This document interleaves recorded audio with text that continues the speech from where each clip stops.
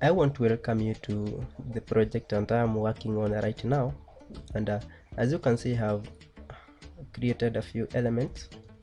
Let me preview them so that you can have a clue of what I've been working on before creating the next lesson.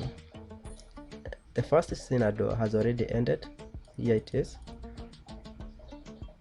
And when a scene ends, you simply drag the elements until they are no longer visible, and then start creating new importing new elements in the new scene or in the clear canvas.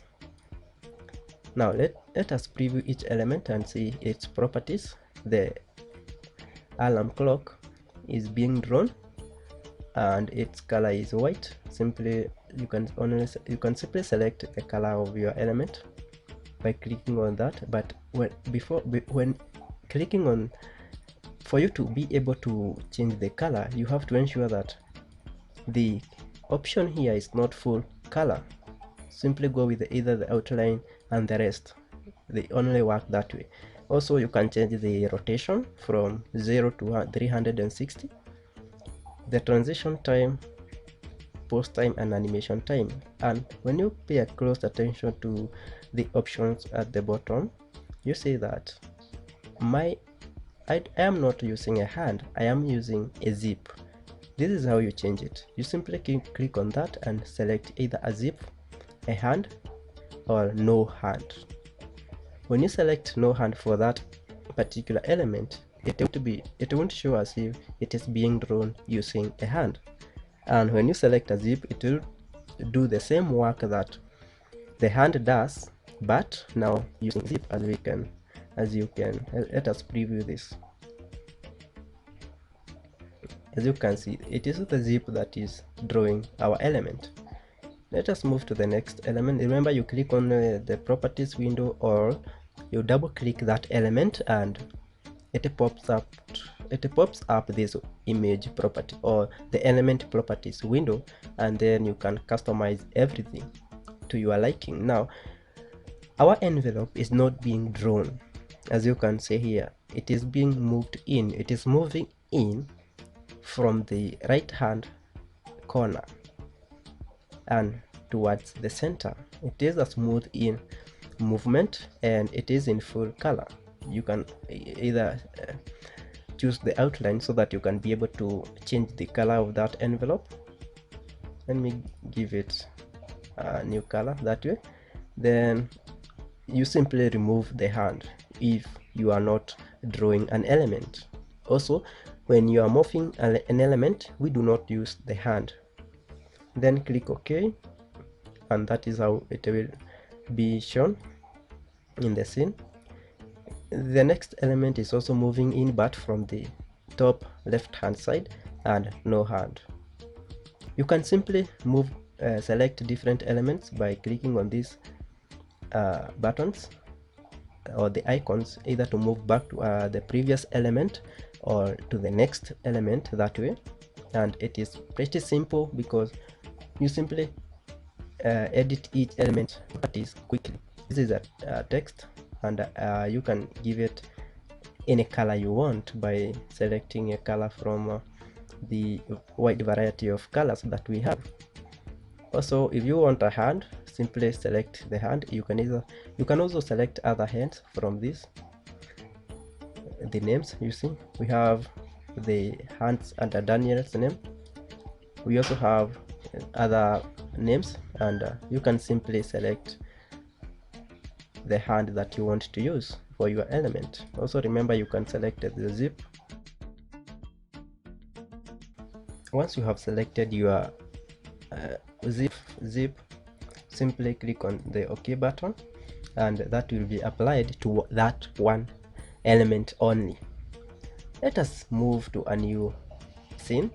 To move to a new scene, you can either drag your elements in the elements that are in the current scene to either the top until they are invisible, downwards until they are invisible, left or right, depending on how you want your scenes to transition. In my case, I'll simply drag them towards the top, and I am left with a scene without any element. And before you start importing elements to this new scene, as I had mentioned, always ensure that your elements have the camera position set. Let us add some new images. Simply import new images from our computer, and remember, you can, as you can see, these are PNG files and these are SVG files, but you can also import images that you have shot using your laptop, not laptop, but sorry, using your camera. Simply click on that image and import it into the canvas.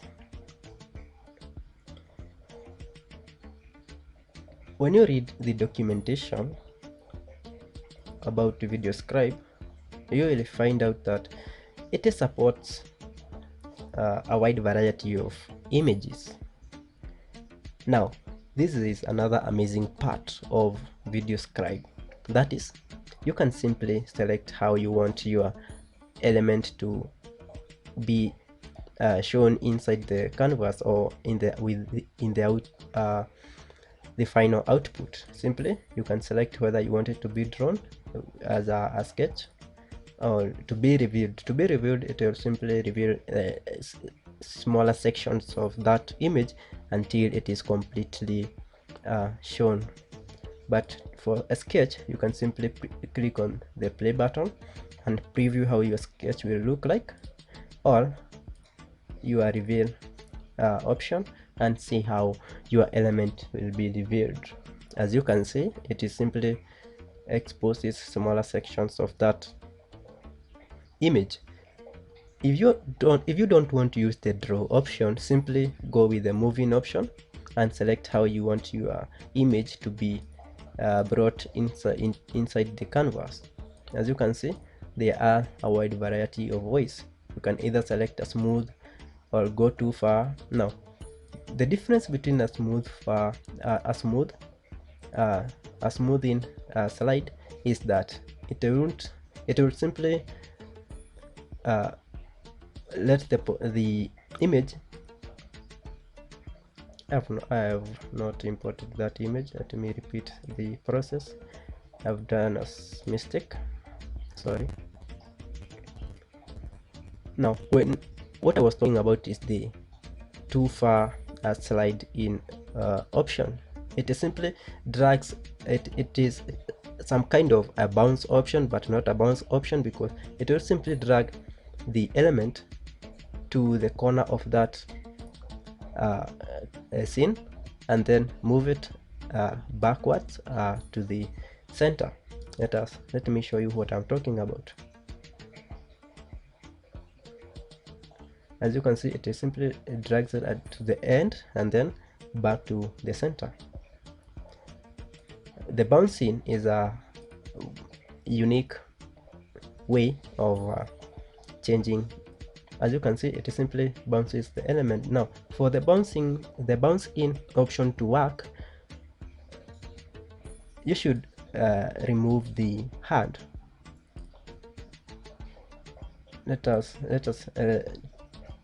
make this 100 and then drag this image to be the last one that is being edited here. Now click on the properties window and remove the hand by clicking on the hand option and no hand.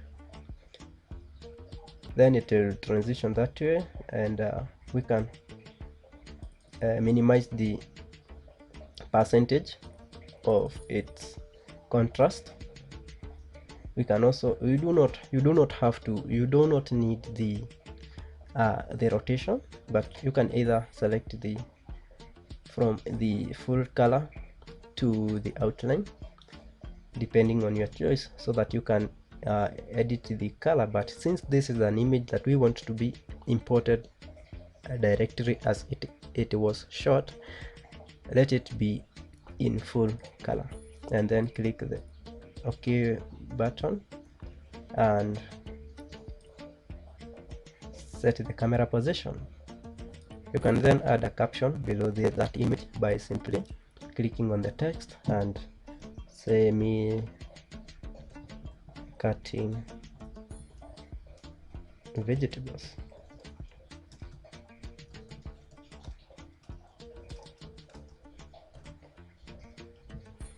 Remember, you can change the font and select from the wide variety of fonts that we have.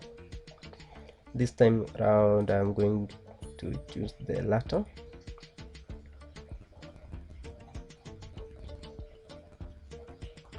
And as the latter, once your font is imported, you can select the color and click OK, and this will simply be applied to your new element. Remember, you can drag to make it, you can enlarge an element and also drag it inwards to make it smaller. And if you are not comfortable with the way the elements have been aligned, simply click on the properties window, click on the text, and simply you can cut and paste it on the top and then click OK. This will make it you have your text in a single line rather than having to have two lines, and that feels better. Then set the camera position. Always set the camera position before animating the next scene, because if you do not set the camera position for a single element, when you are working on your second element, it will affect the previous element that you did not set the camera position. And for best outcome, I recommend having 2 to 3 elements in a single video, because populating a scene with many text does not make it appealing. Simply drag that to the direction that you have been dragging other scenes and create your own scene. Remember, I have not talked about this, but let me talk about this now. Using the chart option, you can represent data using the bar graphs, the pie chart, and the line graphs. This works in a similar way as we would have worked with an Excel document. Simply input your data inside the cells and go to the chart window and then select the type of chart that you want your data to be represented with. That is how VideoScribe works. Simply enter the labels and the data below. Let's say we want men to be 300, women to be about 500, and children to be about 900. If you want the values to be shown, simply click on the show values and select whether you want your values to be shown either inside or outside of the chart, either outside or inside. Then select color. This works well if you are using a bar graph or a pie chart. So we'll start with a line graph and we will tweak the values, or we will change the charts later. Let us click OK and see how the chart is drawn. That is how our chart looks like. Remember, you can click on the properties window, click on the charts option and change from a line graph to a bar graph and click OK. Then click at the preview window and this will show you how the graph will be shown. Then click on the OK and that is how it will look like. You can expand it to fit the scene. Remember, you can also change from the bar graph to a pie chart. Simply select the pie chart option and click OK. Preview your pie chart will be drawn, and as you can see, the labels are in the inside. That was the case with the bar graph and the line graphs. Now, the problem with our pie chart is that it does not fit inside the scene. What we do is simply click on its edges and drag it towards the center. This will ensure that your element becomes smaller and fits within the specified area, as you can see. Then remove the camera position and set it again so that it takes the new settings. You can select whether you want it to have the full color, the outline, and all the other options. Also, you can tweak changes, or you can add new elements by simply adding a comma. And let's say we want here to have the old people, and the old people should be about 400. Click OK. You can also let it show data outside and click OK, and then preview this. And as you can see, the data is drawn in the outer section, and our pie chart is divided in equal, or in parts that equally represent the data that we entered. Simply click on the OK button, and there you will have your data presented. The last thing we need is an audio, so that our animated video has an audio behind, because it doesn't feel good watching a video that does not have any sound. Remember, there are two ways that we can add audio to our video: either record, and what this does is that it will record in real time. You'll be watching your animation while still recording the voiceover. Let us give it a try. Record. Click on the record button, and also select the microphone that you are using. In my case, I am using this microphone. And also select show scribe on record. Click on the record button and then start talking. Once you are done, click on the OK button, and VideoScribe will process your audio and then insert it as a background in the background. Let us play and listen to the audio. And then start talking. I'm sure if you cannot hear the audio very well, maybe it is because the microphone is far away from my computer. So if you want to delete that voiceover, click on the voiceover and click the delete,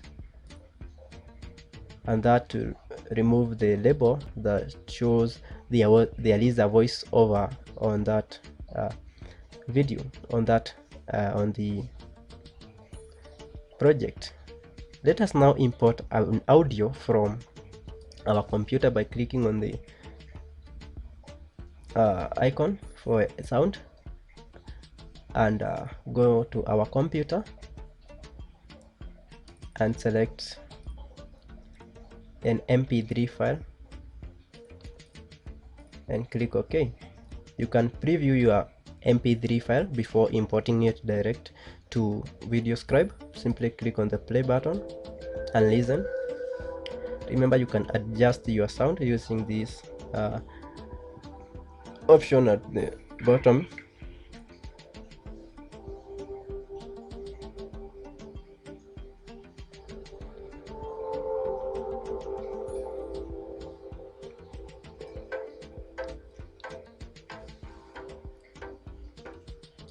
That is my audio.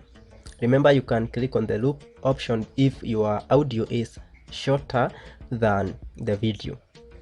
But if your audio fits the length of the video that you are creating, or maybe you are trying to create a video to match a voiceover that you are given by a client, simply avoid clicking the loop option.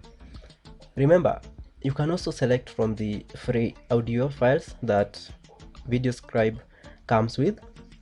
Simply play that audio, and if it matches the content that you are writing, simply select it and it will be imported to your video, to your project. In this case, I'm going to use my own and click the OK button, and as you can see, a blue label comes to the project, and when I play this project, you can hear the audio that I have imported. That is it, and it will simply cut off that audio where your project ends. Before I complete this project, let us learn how to export our animation. Before you click the export button, always save your script and then click the button at the top right hand corner, and this will give you a variety of ways that you can share your content. One of the ways is share it online. The other way is creating a video that will be saved in your computer. You can select the format. I like going with the AVI format. I also like taking the full HD and running it at 30 FPS frame rate.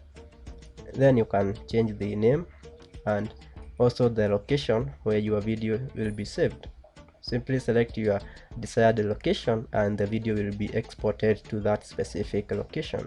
When you are okay with that, simply click the OK button and the VideoScribe software will start creating your video.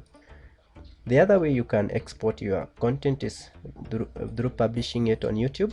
Simply enter the description tags, and then when you click the OK button, you will be prompted to log into your YouTube account, and then you'll from there you can export your content. Since I'm not interested in this and I have already complicated the process, I cannot show you the other ways, but let me pause the video and I will show you the other ways that you can export our video. Well, we are back, and simply I'll click the cancel button. The other way you can share your video is directly to Facebook. Simply log in with your account and then creating PowerPoint slides.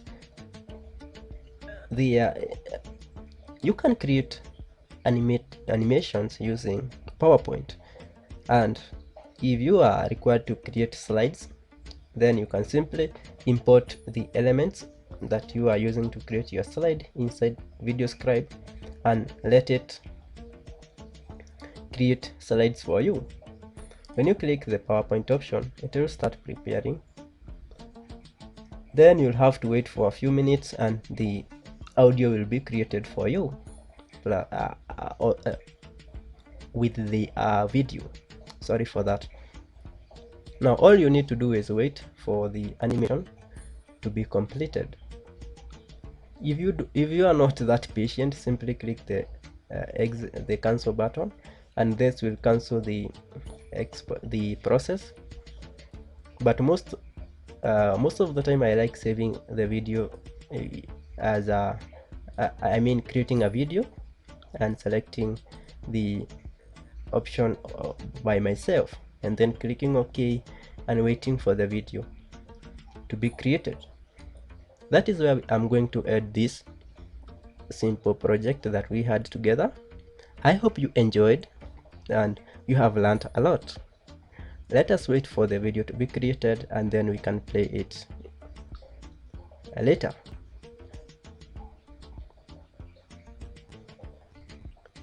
As we wait for the video to be created, you can go on and create your own project.